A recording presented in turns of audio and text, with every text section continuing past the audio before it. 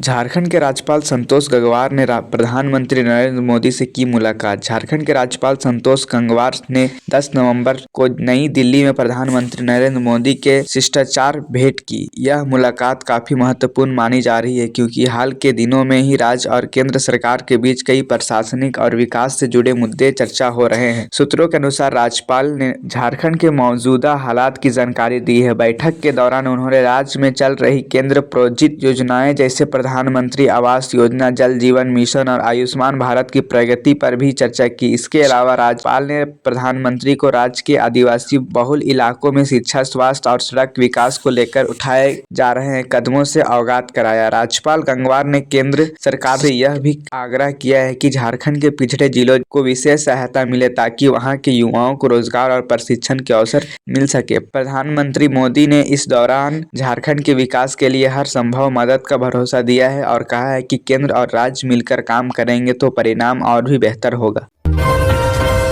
हजारीबाग में महिला ने गहनों के झगड़े के बाद पति पर पालतू कुत्ते से कराया हमला। झारखंड के हजारीबाग जिले से एक अजीब और चौंकाने वाली खबर सामने आई है। यह एक महिला पर आरोप है कि उसने अपने पति पर गहनों की विवाद को बाद पालतू जर्मन फोर्स्ड कुत्ते से हमला करवा दिया। यह घटना रविवार रात की बताई जा रही है और अब सोशल मीडिया पर भी तेजी से वायरल हो रही है। जानकारी के अनुसार पति पत्नी के बीच कई दिनों से गहने को लेकर झगड़ा चल रहा था। रविवार को बहस इतनी बढ़ गई कि महिला ने गुस्सा में अपने पालतू कुत्ते को पति पर छोड़ दिया। कुत्ते ने पति के हाथ और पैर पर कई जगह काट लिया। परिजन और पड़ोसियों की मदद से घायल व्यक्ति को हजारीबाग सदर अस्पताल में भर्ती कराया गया, जहां उसका इलाज जारी है। पुलिस ने इस मामले में जांच शुरू कर दी है। पति की शिकायत पर महिला के खिलाफ धारा 324 और पशु से नुकसान पहुंचाने की मंशा के हत्या केस दर्ज किया गया है। कुत्ते को भी अस्थायी रूप से पशु विभाग के नियंत्रण में लिया गया है। इस घटना ने लोगों को हैरान कर दिया है। आमतौर पर पालतू जानवर घर की सुरक्षा और प्यार का प्रतीक माने जाते हैं, लेकिन यहाँ एक घरेलू विवाद ने उन्हें हिंसा का माध्यम बना दिया है। घाटशिला विधानसभा उपचुनाव की तैयारी पूरी, 11 नवंबर को मतदान। झारखंड के घाटशिला विधानसभा चुनाव के लिए प्रशासन ने सभी तैयारी पूरी कर ली है। राज्य के मुख्य निर्वाचन अधिकारी ने बताया है कि चुनाव निष्पक्ष और शांतिपूर्ण ढंग से कराने के लिए सभी जरूरत कदम उठाए गए हैं। मतदान 11 नवंबर यानी आज होगा और इसके लिए मतदान कर्मियों को रवाना कर दिया गया है। इस उपचुनाव को लेकर घाटशिला और आसपास के इलाके में सुरक्षा को सख्त इंतजाम किए गए हैं। चुनाव आयोग ने बताया है कि सभी बूथों पर सीसीटीवी कैमरे लगाए गए हैं ताकि मतदान प्रक्रिया की निगरानी की जा सके। इसके अलावा अर्धसैनिक बलों की 20 से अधिक टुकड़ियां सुरक्षा व्यवस्था संभालेगी। मतदाताओं को बिना किसी डर या दबाव के मतदान करने का वातावरण दिया जाएगा। चुनाव में कुल 4 प्रमुख उम्मीदवार मैदान में हैं। इनमें एक सत्ताधारी गठबंधन से, एक विपक्ष से और 2 निर्दलीय प्रत्याशी है। घाटशिला सीट पर इस बार मुकाबला काफी रोचक माना जा रहा है क्योंकि पिछली बार का अंतर बहुत कम रहा था। मुख्य निर्वाचन अधिकारी ने मतदाताओं से अपील की है कि वे अपने लोकतंत्र के इस पर्व में बढ़ चढ़कर हिस्सा लें और शांतिपूर्ण मतदान करें। उन्होंने बताया कि दिव्यांग और बुजुर्ग मतदाताओं के लिए विशेष व्यवस्था की गई है, जिसमें घर तक वाहन और व्हील चेयर की सुविधा की जाएगी। बिहार चुनाव लेकर झारखंड पुलिस सतर्क, सीमावर्ती जिले में 43 नए चेक पोस्ट बनाए गए हैं। बिहार विधानसभा चुनाव को मद्देनजर झारखंड पुलिस ने अपनी सीमाओं पर सुरक्षा बढ़ी कर दी है। जानकारी के अनुसार झारखंड के उन जिलों में जो बिहार की सीमा से सटे हुए हैं वहां 43 नए चेक पोस्ट बनाए गए हैं। इनका उद्देश्य अवैध गतिविधियों, नकदी लेन देन, शराब और हथियार की तस्करी पर रोक लगाना है। झारखंड पुलिस के वरिष्ठ अधिकारियों ने बताया है कि बिहार चुनाव के दौरान अक्सर सीमावर्ती इलाके से अवैध शराब और नकद राशि की आवाजाही होती है, जिससे चुनाव प्रक्रिया प्रभावित होती है। इसलिए इस बार राज्य सरकार ने पहले से ही सख्त कदम उठाने को निर्देश दिया है। सीमावर्ती जिले जैसे साहेबगंज, दुमका, गोड्डा, चतरा, गिरिडीह, पलामू और जमुई के पास पुलिस की विशेष टीमें बनाई गई है जो लगातार निगरानी कर रही है। इलाके में अलावा ड्रोन कैमरों की मदद की सीमाओं पर नजर रखी जा रही है। हर वाहन की जांच की जा रही है ताकि कोई भी अवैध सामान राज्य की सीमा से ना गुजर सके।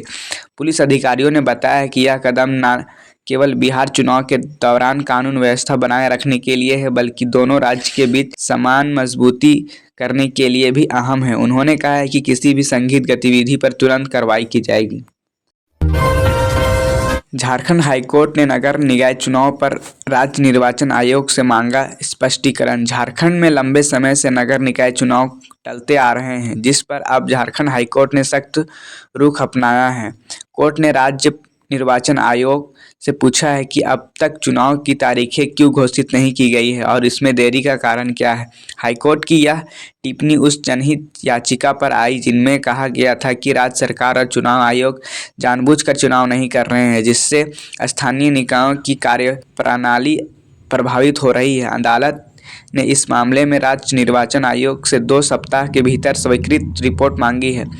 याचिकाकर्ता का कहना है कि नगर निगम, नगर परिषद और नगर पंचायत में पिछले चुनाव के बाद चुने गए प्रतिनिधियों का कार्यालय काफ़ी पहले समाप्त हो चुका है, लेकिन नई चुनाव प्रक्रिया शुरू नहीं की गई है। इसके कारण कई स्थानीय क्षेत्रों में विकास कार्य ठप।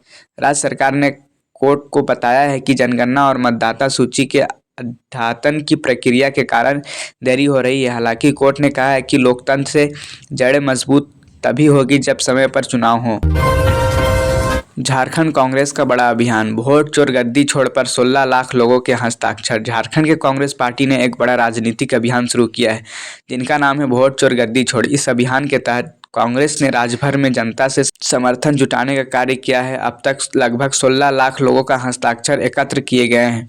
इन हस्ताक्षर को पार्टी ने अपने राष्ट्रीय नेतृत्व को भेजा है। कांग्रेस नेताओं के अनुसार यह अभियान लोकतंत्र बचाने और चुनाव को पारदर्शी बनाए रखने के उद्देश्य से शुरू किया गया है। पार्टी का आरोप है कि देश भर में चुनाव प्रक्रिया को प्रभावित करने की कोशिश हो रही है और जनता का वोट सही मायने में गिना नहीं जा रहा है। इस अभियान के माध्यम से कांग्रेस लोगों से संवाद स्थापित करना चाहती है और संदेश देना चाहती है कि वोट जनता की ताकत है, किसी पार्टी की संपत्ति नहीं। राज्य कांग्रेस अध्यक्ष ने बताया कि यह हस्ताक्षर अभियान रांची, जमशेदपुर, धनबाद, हजारीबाग और दुमका जैसे बड़े जिलों में चलाया गया है, जहां हजारों लोग स्वेच्छा से जुड़े। उन्होंने कहा है कि अब इन हस्ताक्षरों को कांग्रेस हाईकमान के सामने प्रस्तुत किया गया है ताकि आगे की रणनीति तय की जा सके। झारखंड सरकार ने शुरू किया है मुफ्त आवासीय कोचिंग योजना। जेईई और नीट की तैयारी करेंगे आदिवासी छात्र। झारखंड सरकार ने राज्य के अनुसूचित जनजाति छात्रों के लिए एक बड़ा शिक्षा अभियान शुरू किया है। इस योजना के तहत अब आदिवासी छात्रों को जेईई और नीट जैसी प्रतियोगी परीक्षा की तैयारी के लिए मुफ्त आवासीय कोचिंग दी जाएगी। राज्य के जनजातीय कार्य विभाग ने इस योजना की घोषणा करते हुए बताया है कि इसके लिए आवेदन प्रक्रिया शुरू हो गई है। इच्छुक छात्र 30 नवंबर तक ऑनलाइन आवेदन कर सकते हैं। चयनित छात्रों को राज्य सरकार की ओर से पूरी तरह मुफ्त रहने, शयन, भोजन और पढ़ाई की सुविधा दी जाएगी। यह कोचिंग रांची, दुमका और जमशेदपुर के स्थापित विशेष शिक्षण केंद्रों में कराई जाएगी। यहाँ अनुभवी शिक्षक और आईआईटी नीट स्तर के प्रशिक्षकों द्वारा छात्रों को पढ़ाया जाएगा। इसके अलावा छात्रों को मॉक टेस्ट, डिजिटल क्लास और नियमित काउंसलिंग की सुविधा दी जाएगी ताकि वे राष्ट्रीय स्तर पर परीक्षाओं में बेहतर प्रदर्शन कर सके। झारखंड सरकार का कहना है कि इस योजना का उद्देश्य आदिवासी युवाओं को उच्च शिक्षा और प्रतिस्पर्धी परीक्षाओं में आगे लाना है। पिछड़े इलाके के कई छात्र आर्थिक तंगी के कारण अच्छे कोचिंग स्थानों तक नहीं पहुंच पाते। ऐसे छात्रों के लिए यह योजना आशा की नई किरण है। झारखंड में अब 85% बिजली मिलेगी। पतरातू विद्युत उत्पादन निगम ने बढ़ाई सप्लाई। झारखंड के लिए ऊर्जा के क्षेत्र में एक बड़ी राहत की खबर सामने आई है। पतरातू विद्युत उत्पादन निगम लिमिटेड ने घोषणा की है कि अब वह राज्य को अपनी कुल उत्पाद क्षमता का 85% हिस्सा बिजली के रूप में सप्लाई करेगा। इससे झारखंड की बिजली समस्या की काफ़ी सुधार आने की उम्मीद है। पीबीयूएनएल के मुख्य कार्यकारी अधिकारी ने बताया है कि पहले कंपनी झारखंड को केवल 65% बिजली देती थी, बाकी हिस्से दूसरे राज्य को भेजा जाता था। लेकिन अब राज्य सरकार और कंपनी के बीच हुए नए समझौते के तहत झारखंड को प्राथमिकता दी जाएगी। इस निर्णय से रांची, बोकारो, धनबाद, चाईबासा और दुमका जैसे जिलों में बिजली आपूर्ति पहले से ही अधिक स्थिर होगी। यह कदम झारखंड की ऊर्जा आत्मनिर्भरता अभियान के तहत उठाया गया है। सरकार का लक्ष्य है कि आने वाले 2 वर्षों में राज्य के हर गांव और हर तक निर्भरता बिजली पहुंची जाएगी। पीबीयूएनएल के अधिकारियों ने बताया है कि नए समझौते के बाद झारखंड के औद्योगिक क्षेत्रों को भी पर्याप्त बिजली मिलने लगेगी, जिससे उद्योग और रोजगार दोनों को बढ़ावा मिलेगा। इसके अलावा कंपनी ने बताया है कि वह जल्द ही अपने तीसरे चरण के पावर प्लांट को भी शुरू करेगी, जिससे उत्पादन और बढ़ेगा।